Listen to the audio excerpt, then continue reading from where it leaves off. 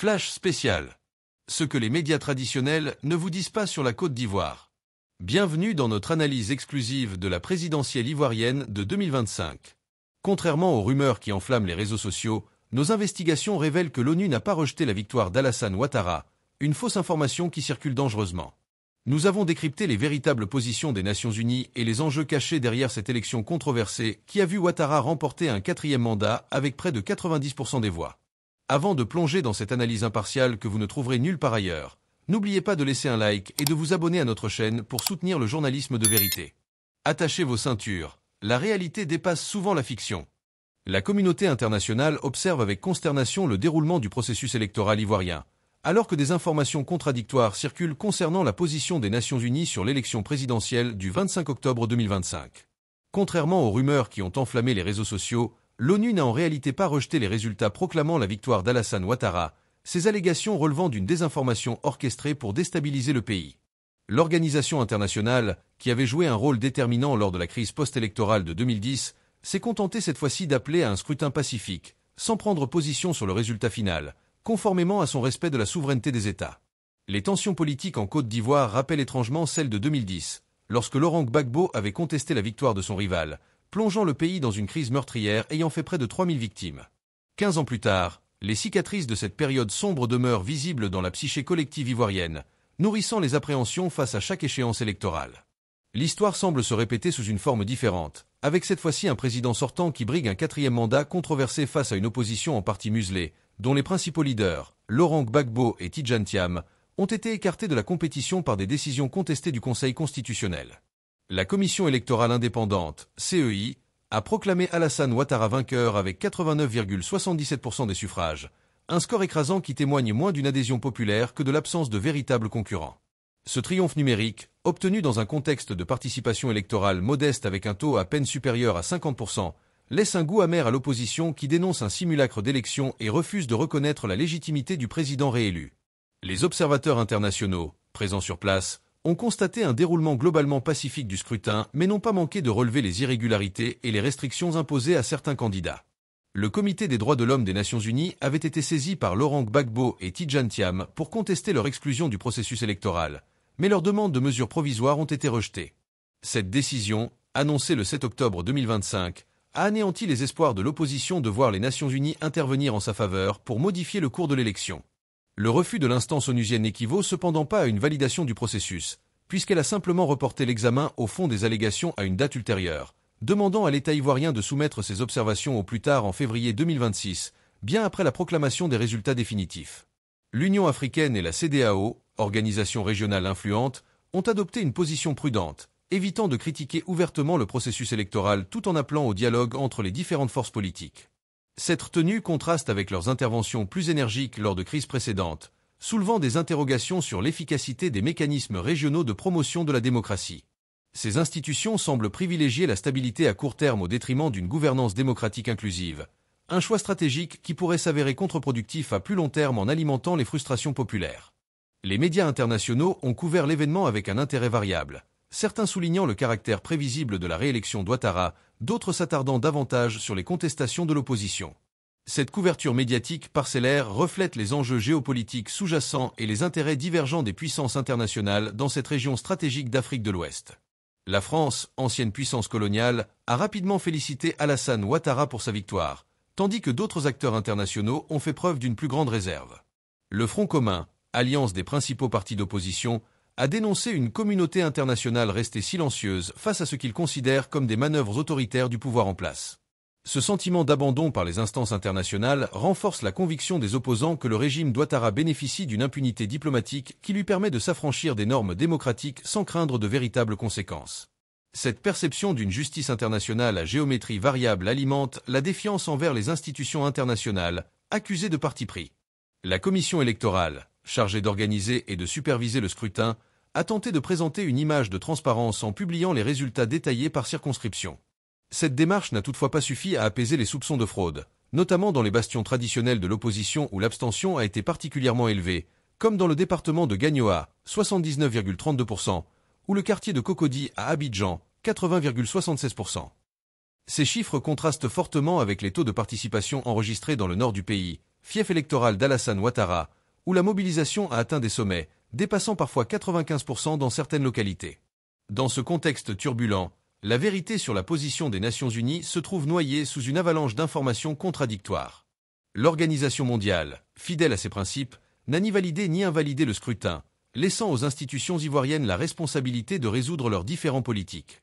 Cette posture, interprétée diversement selon les sensibilités, révèle les limites de l'intervention internationale dans les processus électoraux souverains et souligne la nécessité pour les Ivoiriens de trouver par eux-mêmes les voies d'une réconciliation nationale durable, seule garantie d'une paix véritable dans ce pays aux potentialités immenses mais aux fragilités persistantes. La candidature d'Alassane Ouattara à un 4e mandat a cristallisé les tensions politiques en Côte d'Ivoire, provoquant une vague de manifestations dans plusieurs villes du pays. Dès l'annonce officielle de sa candidature le 30 juillet 2025, les rues d'Abidjan et des principales agglomérations sont devenues le théâtre d'un affrontement entre les partisans du pouvoir, célébrant la continuité, et les opposants dénonçant une dérive autoritaire. Ce climat délétère a ravivé les souvenirs douloureux des violences post-électorales de 2010 à 2011, laissant craindre une nouvelle spirale de confrontation dans un pays qui peine encore à cicatriser les plaies du passé. Le Front commun, alliance regroupant notamment le Parti démocratique de Côte d'Ivoire, PDCI, de Tidjane Thiam et le Parti des peuples africains, Côte d'Ivoire, PPACI, de Laurent Gbagbo, s'est imposé comme le fer de lance de la contestation. Ces deux formations politiques, privées de leurs leaders respectifs dans la course présidentielle, ont multiplié les appels à manifester contre ce qu'elles qualifient de coup d'État constitutionnel. Leurs revendications portaient essentiellement sur 3 points. Le rejet du 4e mandat jugé inconstitutionnel, la réinscription de Laurent Gbagbo et Tidjane Thiam sur les listes électorales, et la réforme de la Commission électorale indépendante, CEI, accusée de partialité. Le 2 octobre 2025, 3 semaines avant le scrutin présidentiel, le Conseil national de sécurité a pris la décision d'interdire toutes les manifestations contestataires, invoquant des risques pour l'ordre public. Cette mesure restrictive, perçue comme une atteinte aux libertés fondamentales par l'opposition, a été accompagnée du déploiement de 44 000 membres des forces de l'ordre sur l'ensemble du territoire national. Le gouvernement a justifié ce dispositif sécuritaire par la nécessité de prévenir d'éventuels troubles, tout en condamnant les discours xénophobes et haineux ainsi que la propagation de fausses informations qui, selon lui, menaçaient la cohésion sociale. Malgré l'interdiction officielle, le 9 août 2025, plusieurs milliers d'opposants avaient déjà bravé l'interdiction pour manifester pacifiquement à Abidjan. Brandissant des banderoles proclamant « Nous ne voulons pas d'un 4e mandat anticonstitutionnel » ou « Assez, c'est assez », les manifestants exprimaient leur lassitude face à la longévité politique d'Alassane Ouattara, au pouvoir depuis 2011. Cette mobilisation, organisée conjointement par les partisans de Gbagbo et de Thiam, témoignait d'une alliance stratégique entre deux forces politiques historiquement rivales, unies dans leur opposition au président sortant. La répression s'est intensifiée à l'approche du scrutin, avec l'arrestation de plusieurs centaines de militants et sympathisants de l'opposition.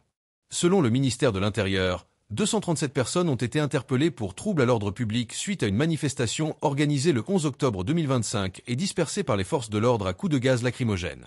Ces arrestations massives ont suscité l'indignation des organisations de défense des droits humains, qui dénoncent une stratégie d'intimidation visant à étouffer toute forme de contestation avant l'élection présidentielle. La figure de Pulchérie Ballet, militante de la société civile proche de l'opposition, est devenue emblématique de cette résistance. Contrainte à la clandestinité après avoir appelé à tout bloquer dans le pays et décrété le gel de la campagne électorale, elle incarne la détermination d'une partie de la population à s'opposer pacifiquement au régime en place. Son parcours, jalonné de 2 emprisonnements en 2020 et 2022 pour avoir organisé des manifestations contre le 3e mandat d'Ouattara, illustre les risques encourus par les voix dissidentes dans un contexte de rétrécissement de l'espace démocratique. Dans la diaspora ivoirienne, particulièrement en France, la mobilisation contre le 4e mandat d'Alassane Ouattara a également pris de l'ampleur. Le 26 août 2025, des militants et sympathisants du PPACI, du GPS et du PDCI-RDA se sont rassemblés devant l'ambassade de Côte d'Ivoire à Paris pour exprimer leur opposition. Leurs revendications rejoignaient celles formulées au pays: respect de la Constitution, réinscription des leaders écartés sur la liste électorale et organisation d'élections transparentes et inclusives. Cette internationalisation de la contestation visait à alerter l'opinion publique mondiale sur la situation politique en Côte d'Ivoire. Au lendemain du scrutin, le Front commun a appelé à des manifestations tous les jours et sur toute l'étendue du territoire, réaffirmant son rejet des résultats provisoires annoncés par la CEI. Revendiquant une ferme volonté de ne point se laisser ni intimider ni distraire par la répression sauvage du régime, l'opposition a néanmoins incité ses partisans à la non-violence et au calme, consciente des risques d'escalade. Cette stratégie de résistance civile témoigne d'une volonté de maintenir la pression sur le pouvoir tout en évitant les dérives violentes qui avaient marqué les crises précédentes. La contestation s'est également manifestée par un taux d'abstention élevé dans certaines régions, notamment dans le sud et l'ouest du pays, bastion traditionnel de l'opposition. Cette grève des urnes spontanée, particulièrement visible à Abidjan où de nombreux bureaux de vote sont restés déserts, constitue une forme de protestation silencieuse mais éloquente contre un processus électoral jugé biaisé. Contrairement au scrutin précédent, marqué par des violences meurtrières, cette élection a connu relativement peu d'incidents graves, suggérant une évolution des modes de contestation vers des formes plus pacifiques mais non moins déterminées. Le bilan humain du cycle électoral 2025 demeure préoccupant malgré cette relative accalmie. 10 morts sont à déplorer selon les observateurs, dont 6 avant le jour du scrutin. Si ce chiffre est sans commune mesure avec les 3000 victimes de la crise post-électorale de 2010 à 2011 ou les 85 morts de 2020, il témoigne néanmoins de la persistance des tensions et des violences politiques dans un pays où chaque élection ravive les fractures sociales. L'écrivain Ousmane Ndiaye a qualifié la réélection d'Ouattara de victoire sans bataille, sans jeu démocratique réel, regrettant une occasion manquée de renouvellement et d'inclusion politique pour la Côte d'Ivoire. La Côte d'Ivoire sous la présidence d'Alassane Ouattara présente le visage d'un paradoxe économique saisissant. Une croissance robuste et soutenue qui coexiste avec des inégalités persistantes. Depuis son arrivée au pouvoir en 2011, l'ancien directeur adjoint du Fonds monétaire international a appliqué une politique économique inspirée des standards internationaux, privilégiant la stabilité macroéconomique et les grands investissements structurants. Cette approche a porté ses fruits en termes de chiffres. Le PIB est passé de 12 869 milliards à 52 414 milliards de francs CFA entre 2011 et 2024, faisant du pays la première puissance économique de l'UEMOA et la troisième économie d'Afrique francophone. La transformation du paysage urbain ivoirien témoigne de cette dynamique économique, particulièrement visible à Abidjan où les gratte-ciels du quartier des affaires du plateau symbolisent le renouveau de la Manhattan d'Afrique. Le pont Alassane Ouattara, inauguré en 2022, et le nouvel aéroport international illustrent l'ampleur des investissements en infrastructures qui ont métamorphosé la capitale économique. Ces réalisations emblématiques s'inscrivent dans une politique de grands travaux qui a également concerné l'intérieur du pays avec la construction de 3 barrages hydroélectriques et la réhabilitation de milliers de kilomètres de routes pour désenclaver les régions rurales et stimuler le commerce intérieur. Avec un taux de croissance projeté à 6,5% pour 2025, la Côte d'Ivoire affiche une performance économique remarquable, nettement supérieure à celle de la plupart des économies africaines. Cette vitalité repose sur plusieurs piliers. Le secteur agricole avec des productions records de cacao, dont le pays est le premier producteur mondial, le développement des industries extractives, notamment pétrolières et gazières, l'essor du secteur tertiaire tiré par les télécommunications et les services financiers. La diversification progressive de l'économie, longtemps dépendante des seules exportations de matières premières agricoles, constitue l'une des réussites majeures de la gouvernance économique d'Alassane Ouattara. L'électrification du pays illustre parfaitement les avancées réalisées en matière d'accès aux services essentiels.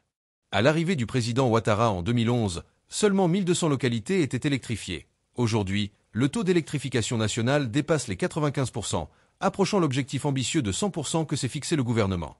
Cette progression spectaculaire s'est accompagnée d'une amélioration de l'accès à l'eau potable, avec un taux de couverture atteignant 82% selon les chiffres officiels.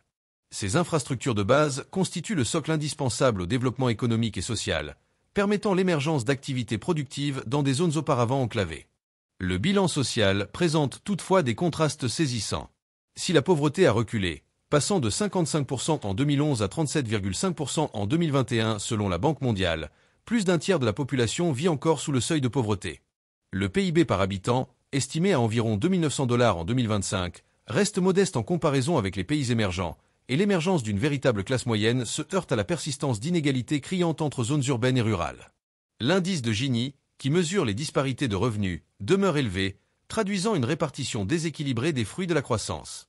L'emploi constitue un autre défi majeur. Malgré un taux de chômage officiellement contenu à environ 5%, l'un des plus bas de la région, le sous-emploi est généralisé et l'économie informelle continue d'occuper près de 80% des travailleurs. Cette précarité touche particulièrement les jeunes et les femmes, poussant le gouvernement à multiplier les initiatives pour favoriser l'entrepreneuriat et l'insertion professionnelle.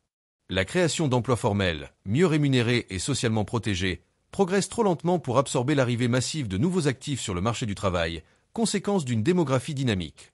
Le secteur éducatif a bénéficié d'investissements considérables, avec un triplement du nombre de collèges et lycées publics entre 2011 et 2024. Cette expansion quantitative s'est accompagnée d'efforts pour améliorer la qualité de l'enseignement, notamment à travers la formation des enseignants et l'introduction des nouvelles technologies dans les salles de classe. Parallèlement, le système de santé a connu des avancées significatives avec l'introduction de la couverture maladie universelle, CMU, qui touchait déjà 63% de la population à la mi-2025. Ces progrès sociaux, bien que réels, se heurtent toutefois à des disparités géographiques persistantes. Les zones rurales, particulièrement au nord et à l'est, restant sous-équipés. La dette publique constitue un sujet de préoccupation croissante, ayant fortement augmenté ces dernières années pour atteindre 59,3% du PIB. Cette progression résulte des emprunts massifs contractés pour financer les grands projets d'infrastructure, considérés comme des investissements productifs à long terme. La Côte d'Ivoire, l'un des rares pays d'Afrique subsaharienne ayant accès aux marchés internationaux, a su diversifier ses sources de financement, notamment avec une émission obligataire inédite en francs CFA en mars 2025 et une autre sur le marché japonais en juillet. Selon les prévisions du FMI, la dette devrait entamer une tendance baissière dès 2025 pour converger vers 53% du PIB en 2028, témoignant d'une gestion prudente des finances publiques. La transformation structurelle de l'économie ivoirienne reste inachevée malgré les progrès accomplis. Le gouvernement a fait de la valorisation locale des matières premières agricoles une priorité, avec des résultats tangibles dans certaines filières comme celle de l'anacarde, où le pays s'impose désormais comme un leader dans la transformation avec des exportations de produits transformés dépassant 330 000 tonnes. Cette stratégie de montée en gamme dans les chaînes de valeur mondiales s'inscrit dans l'objectif plus large d'accession au statut de pays à revenu intermédiaire de la tranche supérieure, ambition affichée dans le Plan national de développement, PND, 2021 à 2025. Les défis structurels demeurent nombreux. La vulnérabilité aux chocs climatiques qui menacent l'agriculture, la dépendance persistante aux matières premières dont les cours fluctuants affectent les revenus d'exportation, la nécessité d'améliorer l'environnement des affaires pour attirer davantage d'investissements privés. La transition vers une économie numérique constitue également un enjeu crucial, comme en témoignent les récentes réformes législatives visant à promouvoir l'innovation technologique, notamment la loi du 23 novembre 2023 sur la promotion des startups numériques. Ces défis appellent une vision stratégique de long terme qui transcende les cycles électoraux et mobilise l'ensemble des forces vives de la nation. La Côte d'Ivoire, longtemps perçue comme un îlot de stabilité dans une région troublée, fait face à des menaces sécuritaires croissantes qui testent la résilience de ses institutions. L'expansion des groupes djihadistes dans le Sahel constitue le principal défi, avec des tentatives d'infiltration à travers les frontières nord du pays, partagées avec le Mali et le Burkina Faso. L'incident tragique de Difita, en août 2025, où 4 personnes ont perdu la vie lors d'une attaque attribuée à des éléments terroristes, a rappelé la vulnérabilité du territoire ivoirien malgré les dispositifs sécuritaires déployés.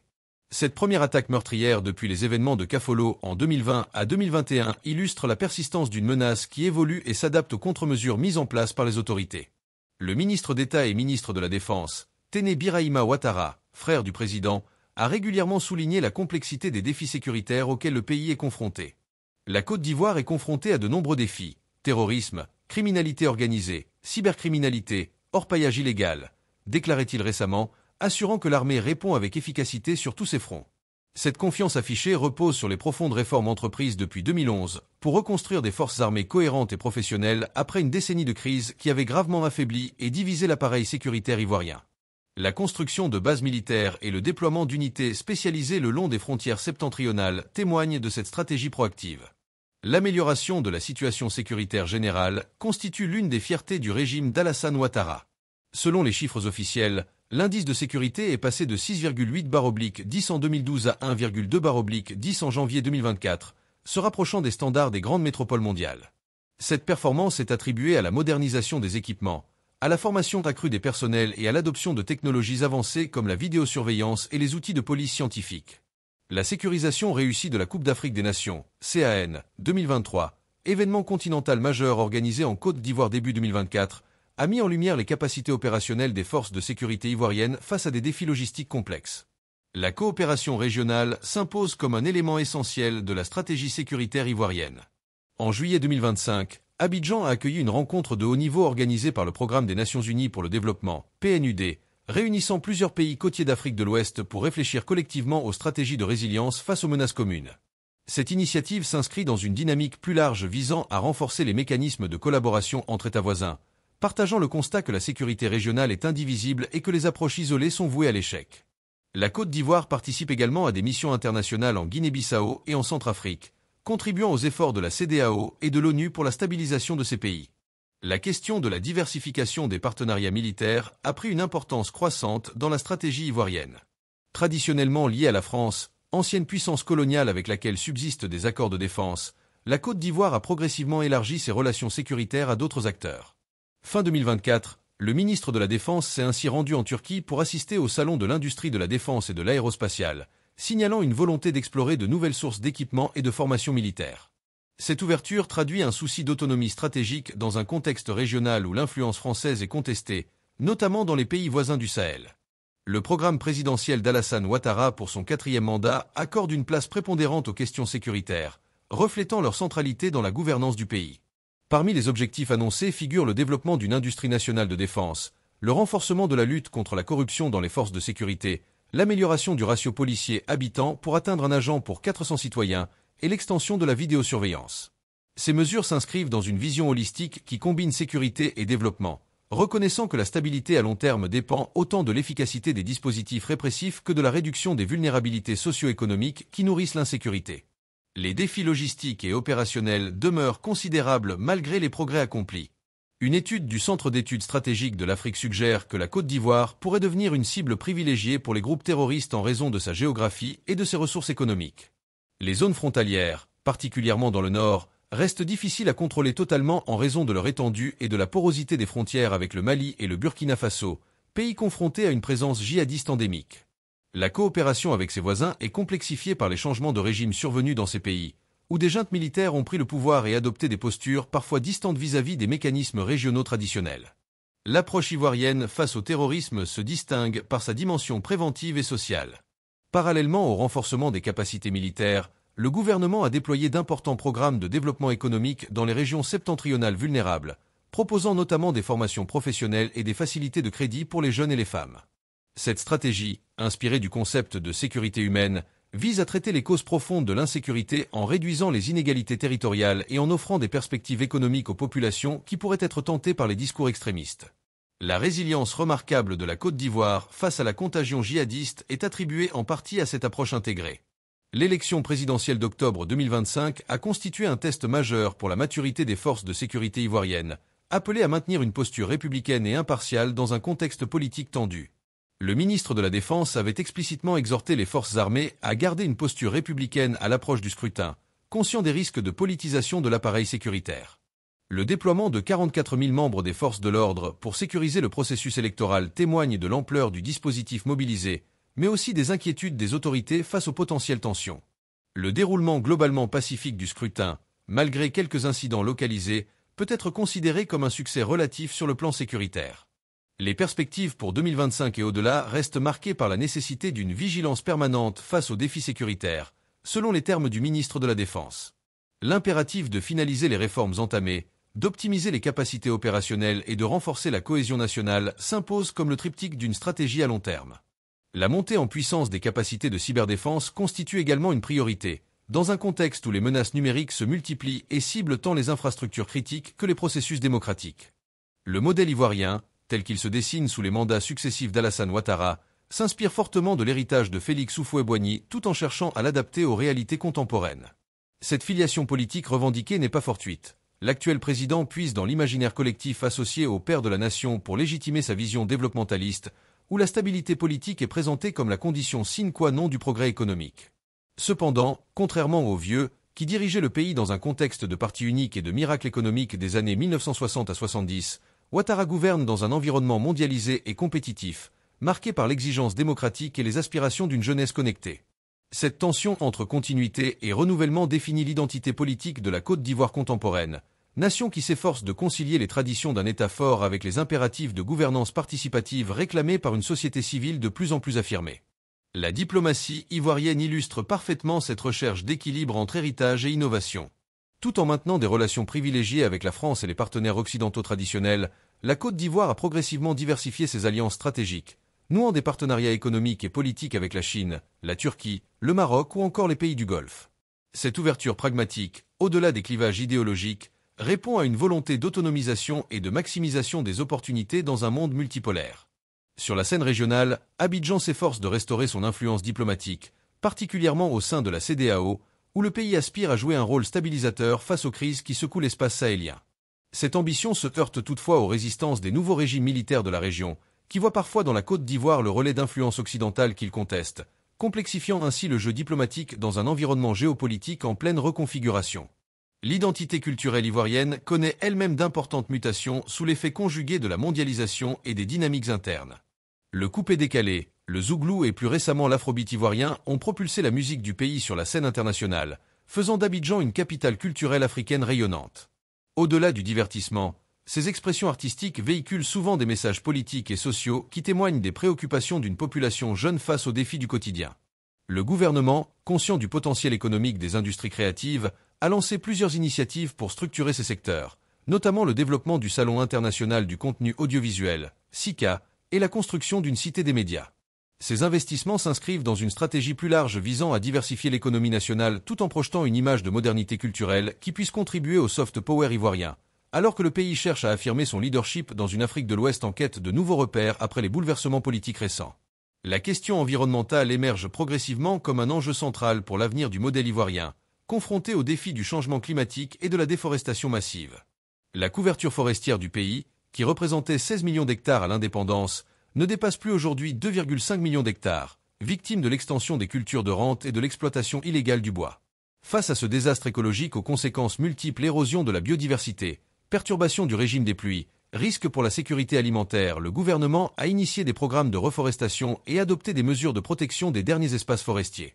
Ces efforts, encore insuffisants au regard de l'ampleur des dégâts, témoignent néanmoins d'une prise de conscience progressive que le développement économique ne peut plus se faire au détriment du capital naturel.